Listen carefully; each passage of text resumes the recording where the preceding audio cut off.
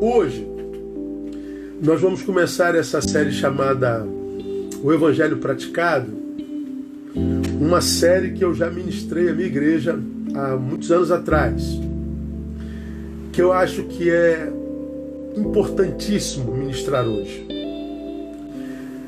Nessas últimas semanas e meses,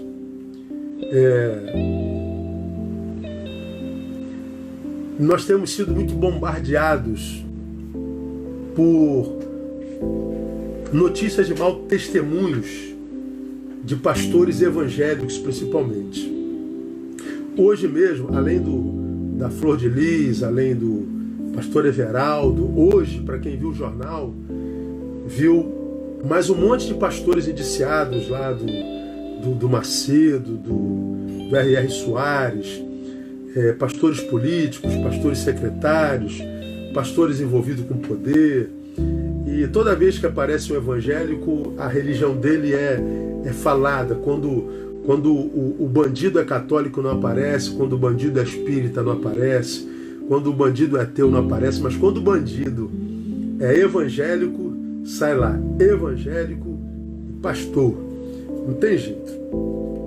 E a gente tem aprendido juntos que, lamentavelmente, nós abraçamos uma fé, ou fomos abraçados por uma fé, que não dá para desconectar a fé da vida cotidiana.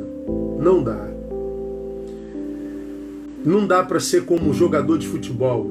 O que eu faço dentro é uma coisa do campo, o que eu faço fora do campo é outro. Não dá. Então o cara é o melhor jogador do mundo, mas ele é um safado, ele é um mentiroso, ele é um mulherengo, ele é um mau caráter, mas ele funciona dentro do banco, então, dentro do campo, então todo mundo tolera. Não, na nossa fé não é assim. Porque o campo é o mundo. Não dá para dizer que eu sou dessa fé e viver uma vida que é oposta a essa fé que professa. Não dá. A nossa fé e a nossa vida estão intrinsecamente ligadas.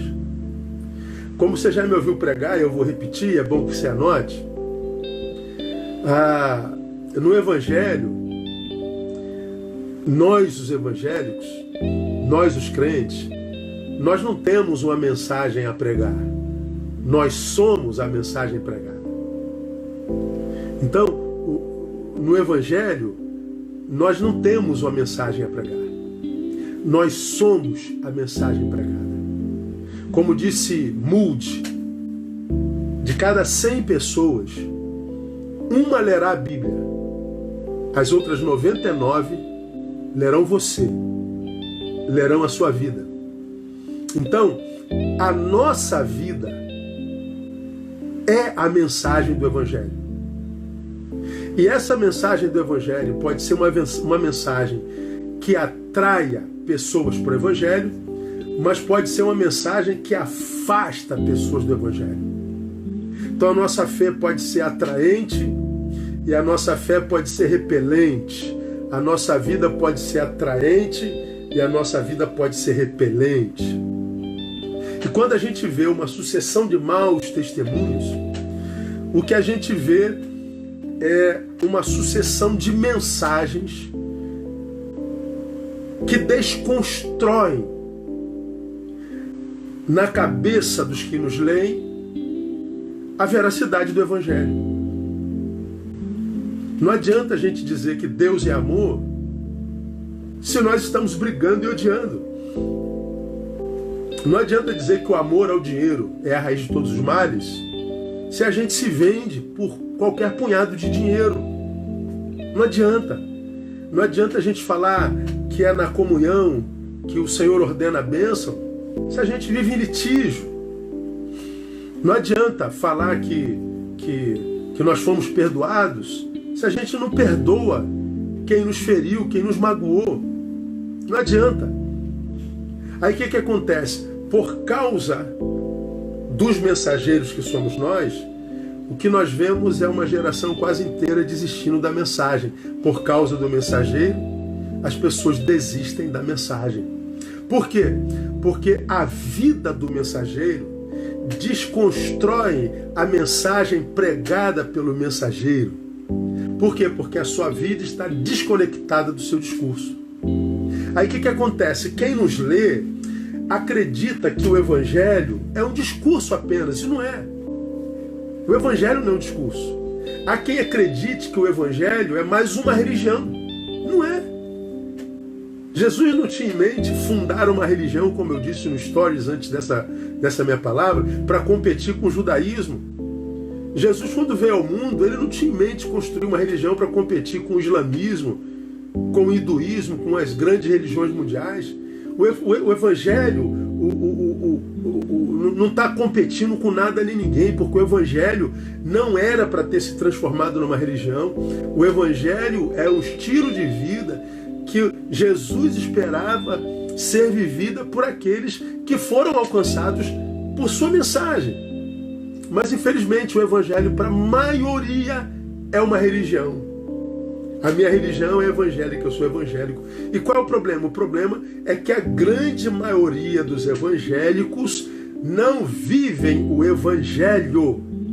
Então nós temos dois tipos de evangélicos no mundo. Aquele que é evangélico porque simplesmente é membro de uma igreja evangélica, que para mim é a grande maioria, e esses que são evangélicos só porque são membros de uma igreja evangélica, eles acabam sendo uma mensagem contrária ao Evangelho. Por quê? Porque esse tipo de evangélico é alguém que só mudou de religião, mas não mudou de caráter, não mudou o espírito com o qual caminha no mundo, não mudou o sentimento que o move, sobre o qual ele existe. É só um religioso que mudou de religião. É alguém que debandou da religião original. Mas existe um outro tipo de evangélico, que é o evangélico que vive os princípios do Evangelho. E pasme, para alguns de vocês é difícil ouvir o que eu vou dizer. Há muitos evangélicos, ou seja, gente que vive o Evangelho, que não é da religião evangélica. Mastiga aí com os dentezinhos do cérebro e entre em crise se você quiser. O Evangelho não é uma religião. O Evangelho são as boas novas de Jesus de Nazaré. Novas de grande alegria. Por que são novas de grande alegria? Porque é um novo estilo de vida. É nova, porque é nova a vida em Cristo Jesus. Pelo que se alguém está em Cristo, ele é nova criatura, nova criação. Então ele vai viver uma nova vida, um novo estilo de vida. Vai viver com outro princípio existencial. Ele vai ser movido por sentimentos antagônicos àqueles que o moveu até o encontro com Jesus de Nazaré. Isso não tem nada a ver com religião. Não tem. Aí essa sucessão de escândalos, essa sucessão de maus testemunhos, essa sucessão de mau caratismo, essa sucessão de coisas escabrosas que a gente vê, vai fazendo com que a religião evangélica vá perdendo credibilidade cada vez mais. Pense comigo, você é evangélico como eu. Você confia em evangélico? Mesmo nós temos dificuldade de crer em evangélico. Mesmo nós temos dificuldade de amar evangélicos, porque o que nós vemos hoje na vida dos evangélicos da religião evangélica quase nada tem a ver com o evangelho do Jesus Cristo da Bíblia Sagrada. Os evangélicos da religião evangélica vivem se digladiando, se ofendendo, se matando, se xingando, vociferando ódio com falso moralismo, acusando gente de pecado que ele mesmo comete, ou acusando gente que comete pecado diferente dos deles, mas ele peca do mesmo jeito. Dificilmente a gente vê os evangélicos da religião evangélica acolhendo o evangélico que pecou. Pelo contrário, quando o evangélico da religião evangélica peca, os evangélicos da religião evangélica apedrejam ele, falso, canalha, nunca me enganou, sempre soube, não há misericórdia alguma. Mas os evangélicos do Evangelho geralmente acolhem esse evangélico que pecou. Geralmente, se não podem acolher, se abstêm de jogar pedra, de afundá-lo na lama do pecado. Ele é diferente. Então existem dois tipos de evangélicos no Brasil e no mundo para mim. O da religião evangélica, que quase nunca tem nada a ver com o evangelho de Jesus, e o evangélico que vive os princípios do evangelho porque nasceu de novo e que nem sempre está dentro da religião evangélica. Mas claro que existem muitos evangélicos dentro da religião evangélica também, não é? Então, nesses próximos dias que a gente vai passar junto, a gente vai falar sobre esse evangelho que eu acredito Jesus sonhou que cada um dos seus discípulos vivesse. E esse evangelho que Jesus sonhou que cada um dos seus discípulos vivesse, seria o evangelho que, sendo vivido, seria lido por terceiros, e os que lessem esse evangelho na vida do evangélico, o atrairia a Jesus de Nazaré. Porque não tem como, irmão, me perdoe, descobrindo Jesus, não se apaixonar por ele. Não tem como, tendo contato com os princípios do evangelho, não se apaixonar pelo Jesus do evangelho. E por que isso não acontece com a maioria dos evangélicos? Pelo contrário, os evangélicos são odiados, rejeitados,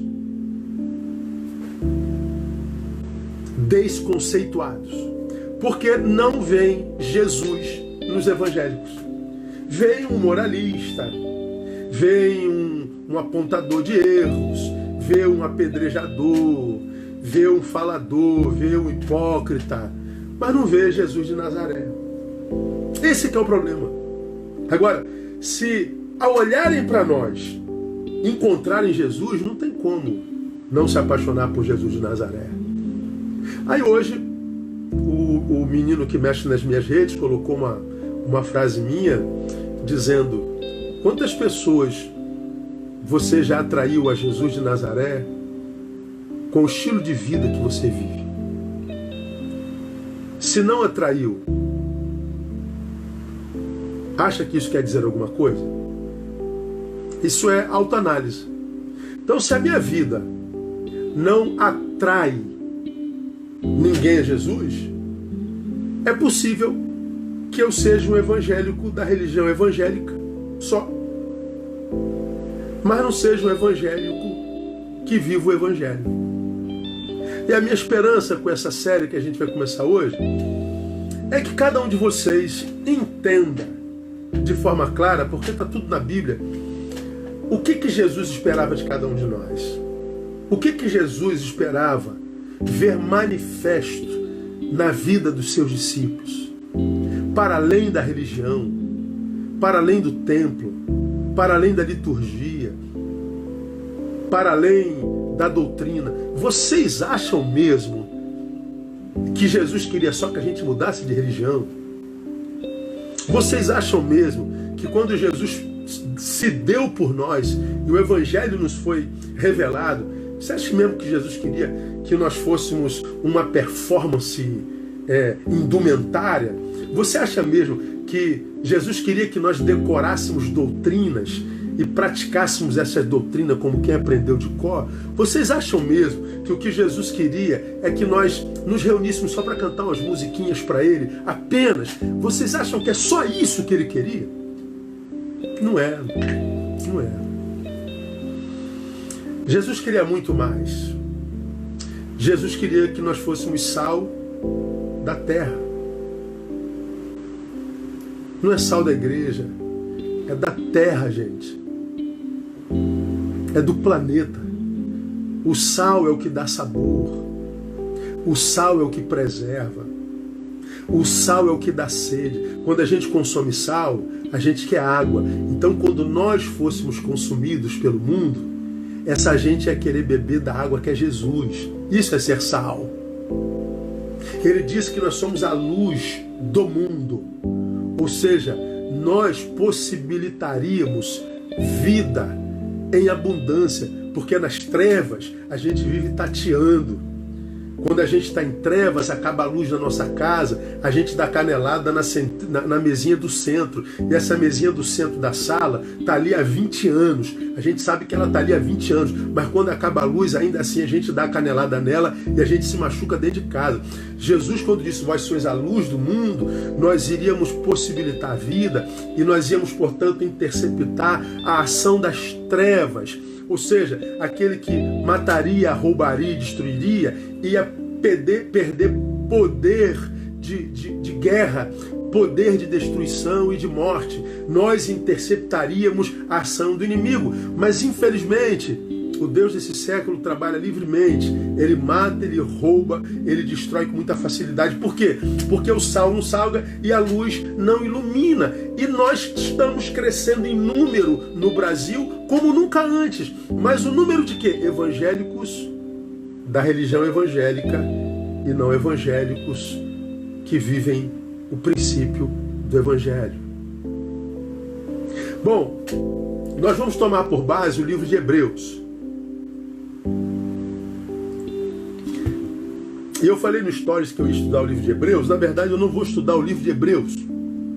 Eu vou passar por ele hoje rapidinho, fazendo resumo, mas nós vamos estudar tão somente por algumas semanas o capítulo 13, o último capítulo de Hebreus. O livro de Hebreus, para mim, é o maior tratado cristológico da Bíblia Sagrada. Não é um livro fácil, por isso pouco pregado, por isso pouco estudado, mas absurdamente necessário. É um livro que revela Cristo como poucos na Bíblia Sagrada. Para mim é o maior tratado cristológico da Bíblia Sagrada. Então deixa eu rapidamente, para não ficar chato e vocês não terem sono, situar vocês um pouquinho a respeito desse livro de Hebreus. O livro de Hebreus, ele data de 64 a 67 antes de Cristo. Depois de Cristo, evidentemente, claro, antes de Cristo. BC. Esse livro, ele não tem um autor definido. Há quem diga que foi Paulo, mas há provas cabais que não foi Paulo. Há quem diga que foi Lucas. Nós não sabemos o autor do livro de Hebreus de fato e de verdade. O que nós sabemos? Que o livro de Hebreus tem os judeus convertidos ao cristianismo como destinatários. Então foi uma carta, foi um livro escrito para aqueles cristãos oriundos do judaísmo, para aqueles cristãos que são oriundos dessa fé que dominava o tempo de Jesus de Nazaré. É uma carta que visava fortalecê-los, que visava esclarecer algumas questões dessa nova fé em Cristo Jesus, porque vocês sabem que há uma ala do judaísmo, e a grande parte dela, que não reconhecem Jesus como Messias até hoje. Os judeus tradicionais não veem em Jesus aquele Messias prometido pelos profetas e sobre o qual a Bíblia fala desde Gênesis 3,15. Os judeus não reconhecem Jesus como o enviado de Deus. Mas, a despeito deles não reconhecerem até hoje, a gente sabe que desde o tempo de Jesus, milhares e milhares de judeus o reconheceram como Senhor. Só que deixar a religião judaica para acreditar num Jesus que grande parte dos judeus não acreditava, era romper com família, romper com cultura, romper com amizade, romper com um monte de coisas. Então esses judeus que eram convertidos dos judaísmos, eles acabam se isolando muitas vezes da própria família, da própria sociedade, perdiam trabalho, eles ficavam ao léu. Essa carta é escrita para fortalecer a fé dos judeus. Judeus que, porque depois da conversão foram abandonados pelos seus, perderam sua renda, foram discriminados sociologicamente, tiveram um prejuízo sociológico existencial muito grande. Eles, por causa desse prejuízo, muitos deles estavam retornando para a fé judaica. Então esse livro, ele veio para fortalecer a fé dos judeus convertidos ao cristianismo. Como o assunto do livro é a supremacia de Cristo e o cuidado com a apostasia, porque esse é o assunto principal do livro. Falar da supremacia de Cristo ante a lei, a supremacia de Cristo ante a profecia, e falando da supremacia de Cristo ante a lei e a profecia, que eram a Bíblia dos judeus e ainda é até hoje, evitar a apostasia desses crentes, desses judeus convertidos ao cristianismo. Que apostasia? Apostasia para o mundo? Não, apostasia do cristianismo para a religião. Ou seja, para o judaísmo. Cristãos que abraçaram a fé em Jesus estavam apostatando da fé, voltando para o judaísmo. Alguns pensadores julgam que o livro foi escrito, sim, para judeus convertidos, a maior parte dele. Embora haja outros que acreditam que o livro tenha outros objetivos. Na minha concepção, ele foi escrito para os judeus, para fortalecer a fé desses que abraçaram uma nova fé. Pensa, não é abraçar uma fé como a nossa, por exemplo, hoje, que já tem mais de 2000 anos de solidificação, que já nos legou um livro pronto, uma sociedade que já está estabelecida sobre os princípios judaicos cristãos. Nós abraçamos uma fé que tem sua influência marcada desde a Idade Média, desde dos princípios da modernidade para cá. Então, se a nossa fé em alguma forma em Jesus é abalada, a gente olha para trás, para a história, e nós vamos ver a marca desse cristianismo. Como aquele que deu origem ao que a gente conhece como direito hoje. Todo direito que a gente conhece hoje é baseado na Bíblia Sagrada. A religião que mais influenciou a sociedade moderna, as maiores universidades do planeta são herança do cristianismo.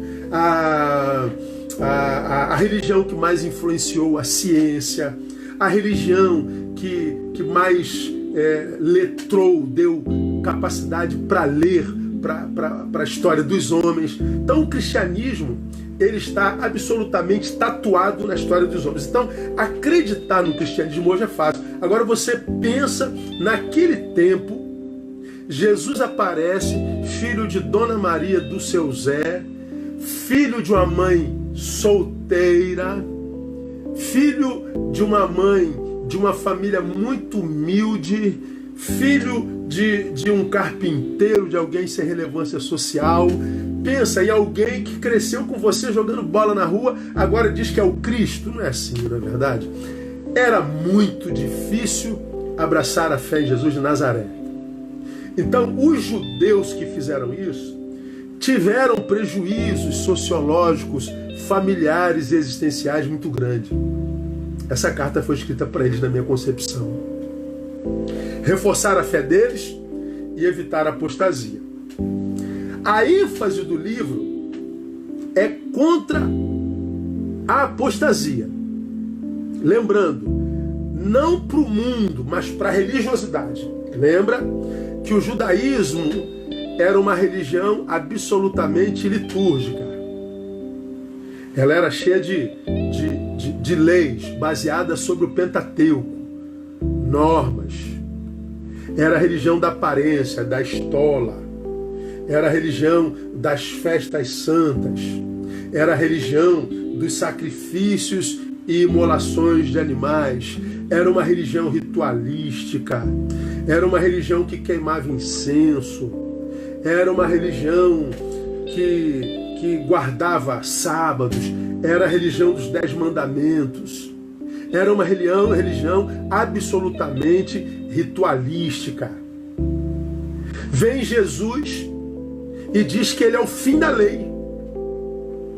O fim da lei é Cristo. Vem Jesus que diz que agora a palavra de Deus não é mais Moisés nem os profetas, é Jesus de Nazaré. Este é meu filho amado, a ele ouvi. Vem Jesus e diz que não cabe mais sacrifício de animais. Vem Jesus que não tem mais sentido festas santas. Vem Jesus e diz que não tem mais necessidade de imolar animais, derramamento de sangue. Jesus desconstrói a religião totalmente. Jesus diz agora que o templo não é mais em Jerusalém, o templo é o próprio homem. Vem Jesus e diz que não habita mais em templos feitos por mãos humanas, mas em templos feitos por suas próprias mãos. Jesus desconstrói todo o rito de uma religião e fazendo isso ele desconstrói o rito de uma sociedade inteira. Não era fácil seguir a Jesus naquela época. Então a palavra de Hebreus vem para fortalecer a fé dessa gente, porque se criados numa fé ritualística, de sacrifícios, de abstinências, de dogmas, de leis, de proibições, e vem a fé cristã e diz, isso não tem mais valor nenhum, eu imagino que a fé no coração ia passar por uma abstinência ritualística. Meu Deus do céu, agora o que eu faço? Não tem mais sacrifício? Não preciso fazer mais nada? Eu não preciso mais me abster? Não, agora é no coração. Olha, a maioria dos evangélicos entenderam até isso até hoje. Alguns de nós ainda acham que precisa sacrificar. Alguns de nós ainda acham que tem que cuidar. Existem roupas sagradas. Alguns de nós ainda acham que existem geografias sagradas. Tem gente que ainda acredita que o monte é mais sagrado que o quarto. Tem gente que acredita que a gravata é mais santa do que a camiseta. Tem gente que acredita que existe uma linguagem cristã. Tem gente que acredita que é o sacrifício que a gente faz, que faz com que nós sejamos abençoados, que são as 15 sextas-feiras, que são as 7 quartas-feiras, que são as 12 semanas da libertação total. Há um monte de gente ainda que acredita que nós precisamos de rito, que nós precisamos de sacrifícios, que nós precisamos de dogmas. A gente não acredita que o Espírito é vento, que o vento sopra onde quiser e de que do nosso interior fluirão rios de água viva, de que o Evangelho não tem a ver com rito, com religião, não tem a ver com dogmas, com proibições e nem com permissões, tem a ver com um novo estilo de vida, com um novo espírito com que se caminha, com um novo sentimento, com uma nova humanidade. Hoje os evangélicos da religião evangélica não entendem, imagina naquela época. Então a carta vem para fortalecê-los. Então a carta de Hebreus, o livro de Hebreus, tem algumas particularidades que eu destaco com vocês. Primeiro, o autor faz forte defesa da superioridade de Cristo sobre os anjos. A gente vê isso no capítulo 1 até o versículo 14.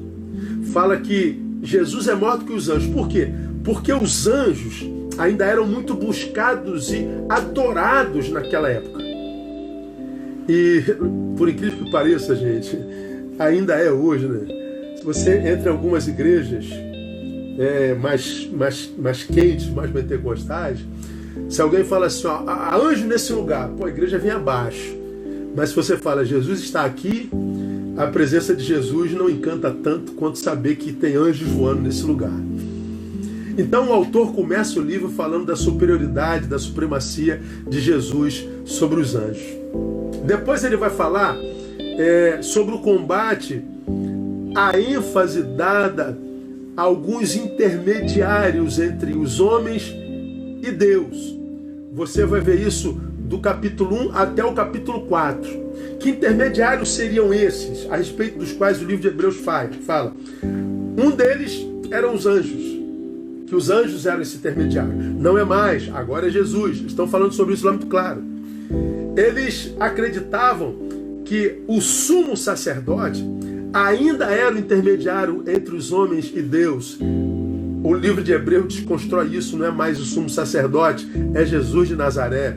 Há muitos que ainda acreditavam que a lei de Moisés deveria ser ainda obedecida. Moisés era intercessor. O livro de Hebreus desconstrói isso. É Jesus de Nazaré. É por isso que eu falo que o livro de Hebreus é o maior tratado cristológico da Bíblia Sagrada. Vai anotando isso aí. Então, a gente vê isso muito claramente. E um outro intercessor seriam sacrifícios. E o texto diz que não é. Aí, esse texto lá no capítulo 4 vai falar que Cristo é o único caminho para Deus. Não existe outro. O texto é muito claro disso lá. A terceira coisa que a gente vê nesse livro, entre os capítulos 5 e 10, depois você vê isso de novo, é o combate às práticas ritualísticas.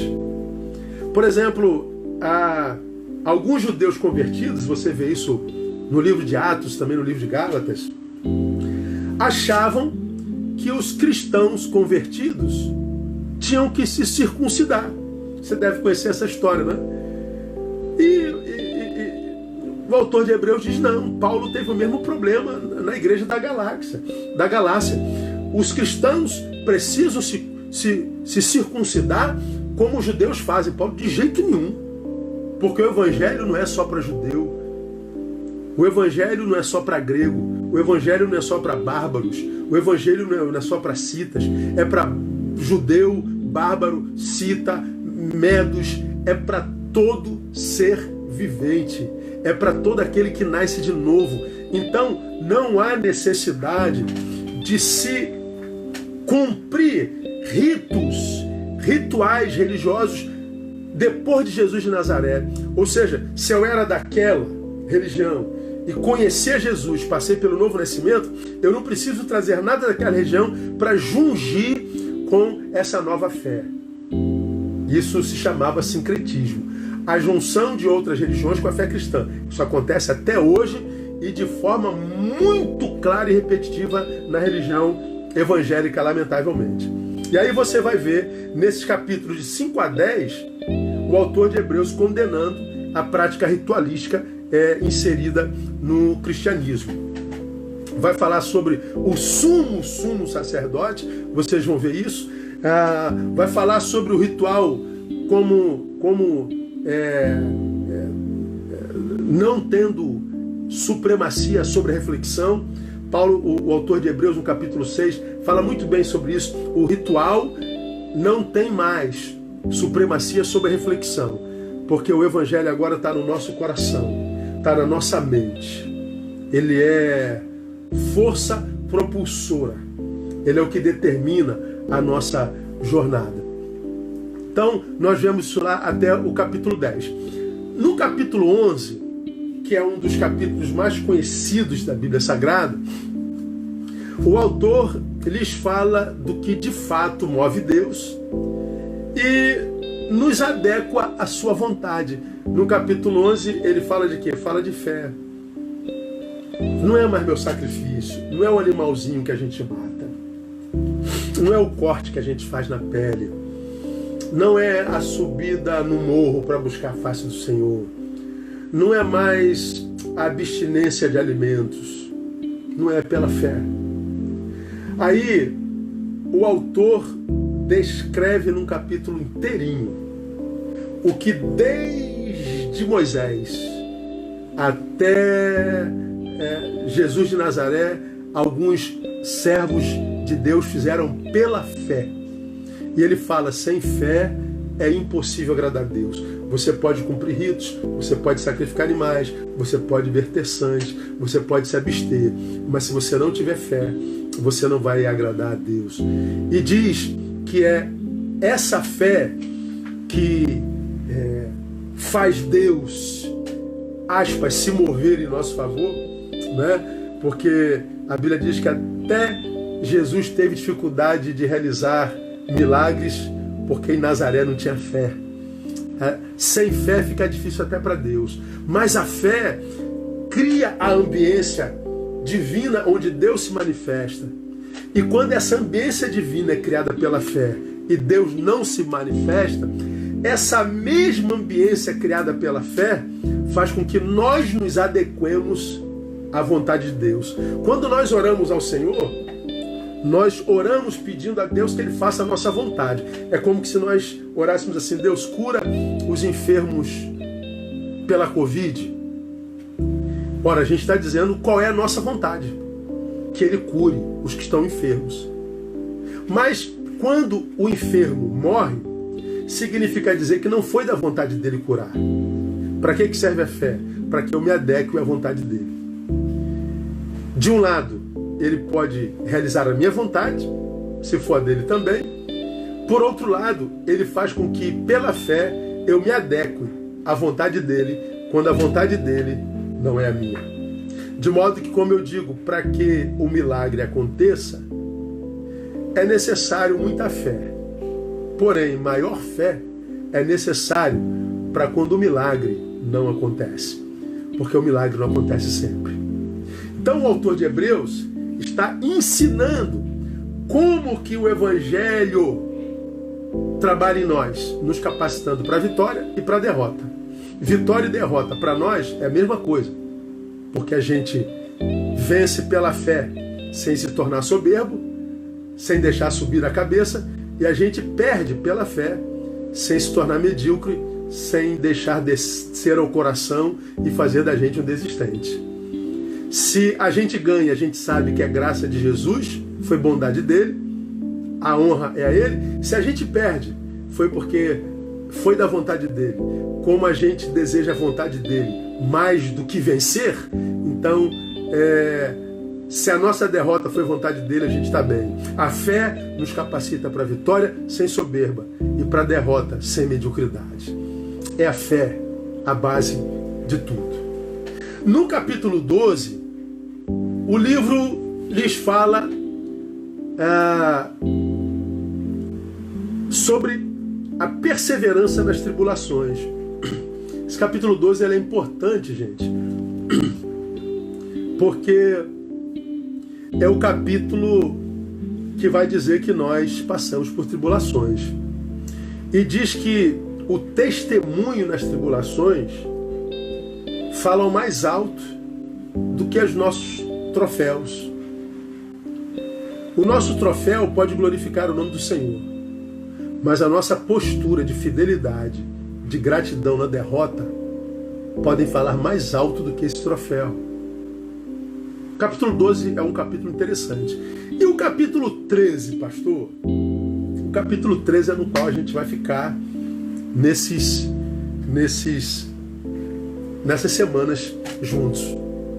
O capítulo 13 é o capítulo no qual, ao meu ver, o autor esmiuça, individualiza, revela o que eu entendo como sendo o Evangelho em prática. Depois que ele prepara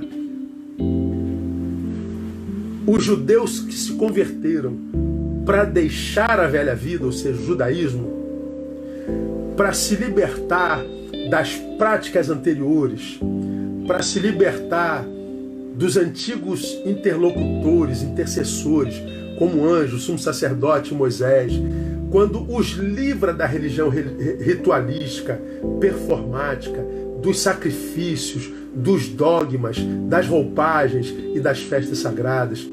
Quando o autor os prepara para lidar pela fé com as adversidades com testemunho, uma vez que o Evangelho, a carta de Hebreus, libertou os seus missivistas do passado, no capítulo 13, começa a prepará-los para o presente e futuro. O capítulo 13, na minha concepção, descreve o que Jesus esperava de todos nós. E eu acredito, meu amado irmão, irmã, amigo e amiga, mesmo que seja de outra fé, é que se você entender o capítulo 13 de Hebreus, você está preparado para viver o Evangelho sem religiosidade e religiosismos, sem performance ou personagens, sem hipocrisia e falsos juízos. Você tem a capacidade de viver o Evangelho, inclusive sendo evangélico, sem parecer com esses evangélicos que não sabem nada de Evangelho. O capítulo 13 de Hebreus é o Evangelho em prática. É o Evangelho do dia a dia. É o evangelho da segunda, da terça, da quarta, da quinta, da sexta, do sábado, domingo. Não é o evangelho do domingo às 10 e do domingo às 19h30. Não é o evangelho do culto. Não é o evangelho da performance, da gravata e do terno e dos arrebatamentos catárticos. Não. É o evangelho do dia a dia. É o evangelho praticado.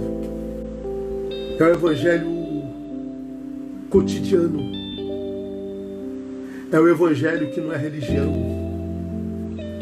É o evangelho. E é lindo de se ver. Bom, como que começa o capítulo 13? Nós vamos falar versículo por versículo. O capítulo 13 de Hebreus está dizendo o que aí na sua Bíblia? Permaneça o amor fraternal. Olha como termina ou começa o último capítulo do livro. Permaneça o amor fraternal. Permaneça. Amor fraternal é amor pelo irmão. Aqui no grego está escrito Filadélfia Menetó. Filadélfia Menetó. Filadélfia é uma palavra composta. Filém, amar, mais adelphos. Filém, amar, adelphos, irmão.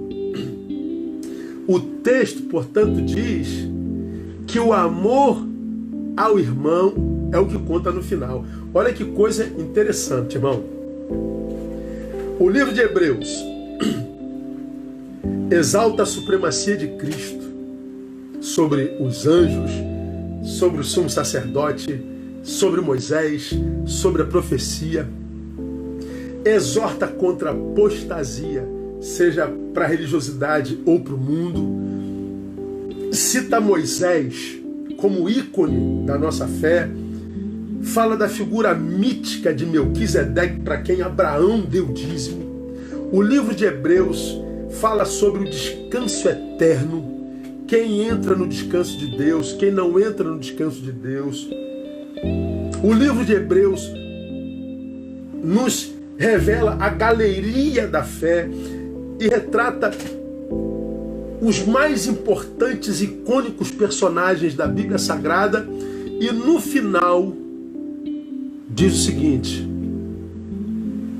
se vocês forem daqueles seres humanos que não conseguem decorar tudo que a Bíblia ensina, se vocês não forem como aqueles filósofos cabeções que sabem quem disse o que desde todos os séculos, mas você é daqueles que não conseguiram gravar tudo que o autor de Hebreus ensinou, você não conseguiu decorar esse tratado cristológico, você não entendeu o que é descanso no Senhor, você não entendeu o que é uma religião ritualística, você que não entendeu ou decorou tudo que eu escrevi no livro de Hebreus, ele está dizendo, não tem problema, o que tem que permanecer no final é o amor. Permaneça o amor fraternal. O que o autor de Hebreus está dizendo, irmãos, eu não quero que vocês decorem tudo que eu disse, porque ninguém consegue decorar tudo, ninguém consegue aprender tudo, ninguém consegue mentalizar tudo. Não tem problema, o que tem que permanecer no final é o amor. Grave o que eu vou te dizer, o que conta no final não é o quanto eu sei, nem o quanto eu fiz, o que conta no final é o quanto eu amei. Vou repetir, o que conta no final não é o quanto eu sei, nem o quanto eu fiz, o que conta no final é o quanto eu amei. Quando eu e você estivermos diante do sumo juiz, quando ele vier julgar a nossa vida, ele não vai perguntar quanto que você sabe de Bíblia, quanto que você sabe de teologia, quanto que você fez para mim. Não, ele vai perguntar quanto que você amou, Neil. Ele vai pôr na balança o quanto que eu amei o meu irmão. Por isso, irmãos, eu acho que o céu vai ser um lugar de grande decepção. Nós vamos procurar no céu os grandes teólogos, os grandes ícones da fé evangélica, os grandes e famosos pregadores das várias teologias que existem. E nós não vamos achá-los, muitos deles lá. Porque sabiam muito, mas amaram pouco. Eram homens de pedra, homens de gelo, mulheres de pedra, empedernidos, homens que estavam discutindo doutrina, religião, credo, teologia, mas não foram aptos no amor ao próximo. Filadélfia, Menetó. Viver o Evangelho é, sobretudo, ser capacitado para amar ao irmão. A Bíblia diz que a gente deve dividir a carga uns dos outros, e assim nós teremos cumprido a lei de Cristo. Ou seja, viver o Evangelho é tornar a vida do outro mais leve.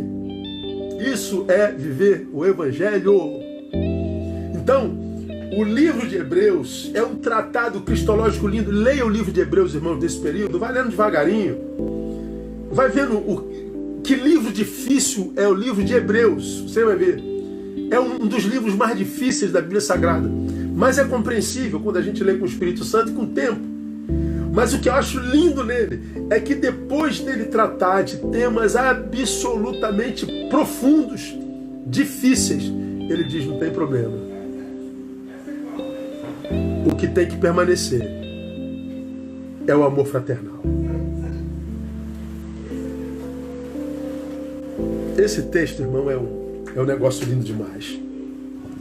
Existem alguns textos que eu gostaria de citar com vocês. Por exemplo, 1 João 4,20 também é um texto emblemático. Quer ver 1 João 4,20? Diz assim, ó: se alguém diz eu amo a Deus e odeia seu irmão, é mentiroso. Pois quem não ama seu irmão ao qual viu, não pode amar a Deus a quem não viu. Olha o que você está dizendo. Quem não ama ao seu irmão ao qual viu, não pode amar a Deus. Não é que terá muita dificuldade de amar a Deus.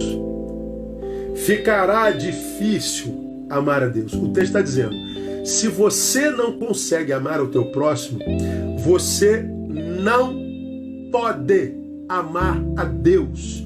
De modo que quando você acha um dito evangélico que carrega mais ódio no coração e na boca do que amor, você está diante de um fake. É um fake gospel. É uma mentira. Mentira. Ele é um religioso. Ele é o evangélico da religião evangélica, mas não é o evangélico que vive o evangelho. Porque o evangelho retira o ódio de nós e nos faz amar ao outro, seja com sentimento, se for possível, se não for possível, através do serviço, se não for possível, através do silêncio, mas nunca do juízo, da acusação, do ódio e da violência. Não existe cristão movido a ódio. Existe evangélico da religião evangélica, mas evangélico do evangelho, não. Eu amo a Deus e odeio seu irmão, é mentiroso. Ele odeia o irmão, ele não pode amar a Deus. Eu estou sendo enfático. Então, quando a gente fala de evangelho praticado, a gente está falando de um evangelho que me livra desse ódio que adoece. Por isso que a Bíblia diz: irai-vos, mas não pequeis. Por que irai-vos? Porque a ira é um sentimento humano. Mas ele está dizendo, é um sentimento que, se num momento estamos tomados por ele, nós não devemos agir. Porque se agir na ira, vai ser uma ação de ódio, vai ser pecado. Você está com raiva, está com ódio, cala a boca. Dá a cabeçada na parede, chuta a pedra, mas não age. em direção a ninguém, porque vai ser pecado. Porque a ira arrefece a razão, que impede o amor de ser movimentado. Então você tem que estar em silêncio, até você vencer o ódio, até você vencer a ira, e não é o ódio. Então, diz lá o texto, não se põe a ira sobre o sol, não se põe o sol sobre a ira, ou seja, você não pode dormir com ira, você tem que aprender a perdoar. Crente sabe perdoar o próximo. Então o Evangelho, irmão, ele produz sobretudo reconciliação. Desculpa, eu não acredito no Evangelho de grande parte dos evangélicos do Brasil, porque a grande parte dos evangélicos do Brasil são litigiosos. É gente que odeia, é gente que apedreja impiedosamente. Eu não posso crer. Bom, eu vou ter que ficar por aqui. Eu sei que dá uma vontade da gente continuar. Vou abrir aqui os comentários por 2 minutinhos, mas eu vou ter que parar aqui. Volta 2 minutos, eu não quero passar de 1 hora. Eu volto na quinta-feira para a gente continuar esse papo. Mas guarda isso que eu lhe disse. Praticar o Evangelho é ter restaurado a capacidade de amar. Se nós vivemos de forma tão polarizada, tão odiosa, tão cheia de mágoa, é porque a gente não está vivendo o Evangelho de Jesus, a gente está vivendo o Evangelho dos evangélicos, que não é a mesma coisa. E a minha oração é que você consiga viver o Evangelho de Jesus, irmão. O Evangelho de Jesus. Ele vai restaurar a sua capacidade de amar. Ok? Foi abençoado? Por favor, compartilha isso aí. Não fica com você não. Não seja só o destinatário da bênção. Seja o canal. Indica. Manda direct. Faça stories. Indica isso aí. E deixe que pessoas ouçam isso. Amanhã, ouve de novo. Ouve devagar. Bota no Spotify. E deixa Deus falar com você mais uma vez. A gente volta na quinta-feira, às 10 horas, dando continuidade a esse primeiro tópico, porque 1 horinha passou muito rapidinho, não é verdade? Então, daqui a pouquinho, esse estudo vai estar lá no meu canal do YouTube e vai estar com o tema Evangelho Praticado. Que Deus abençoe vocês com toda a sorte de bem, com toda a sorte de bênção e lhes dê a graça de viver esse Evangelho para além do templo, para além da liturgia, para além do discurso. Que esse Evangelho seja a vida praticada por cada um de vocês, no nome de Jesus, porque o mundo precisa de evangélicos que vivam o evangélico. Vivam o Evangelho. Beijo! Que essa semana seja uma semana de muito boas notícias. Até quinta!